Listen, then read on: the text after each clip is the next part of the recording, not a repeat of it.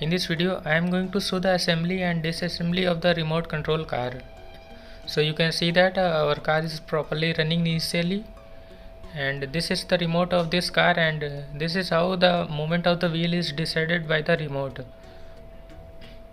Now I am going to open the back side of this car using the simple screwdriver. So our back side is about to open,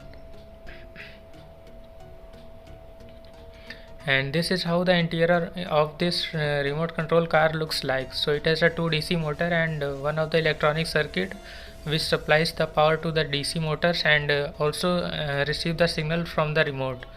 Now I am going to open the back side of this motor, and this motor basically control the speed of the wheels. You can see the simple arrangement of the gears, and one of the gear is connected to the axle of the wheels, and one of the gear is also fitted in the DC motor, and this gear transfers the torque to the axle of the wheels, and accordingly the speed is attained by the wheels. And this is how the gear gets arranged to the axle of the wheels. So this is the gear connected to the motor, and this transfers the torque to the axle of the wheels. Now I put this motor back into its position, and now I am going to open the front motor, and this motor basically control the movement of the wheel, and accordingly the direction of the movement of the car is decided. So here one of the flat gear is present. This is how the front wheels are connected to the body of the car, and this also shows how the flat gear decide the movement direction of the front wheels. So you can see as I move the front gear left and right, accordingly the wheels also move left and right direction, and this shows how the gear of the DC motor gets fixed to the flat gear, and this helps in the rotation of the wheels.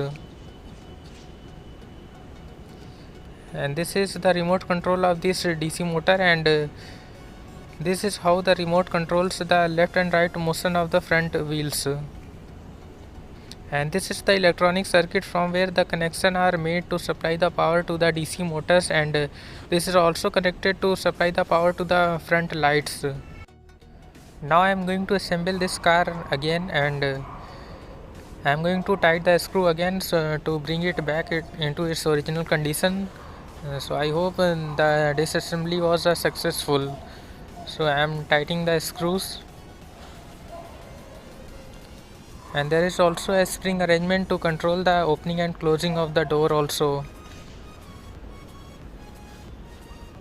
So this was our disassembly of the car, and you can see the wheels are properly running and moving also, and you can see our car is properly running. So the disassembly was successful.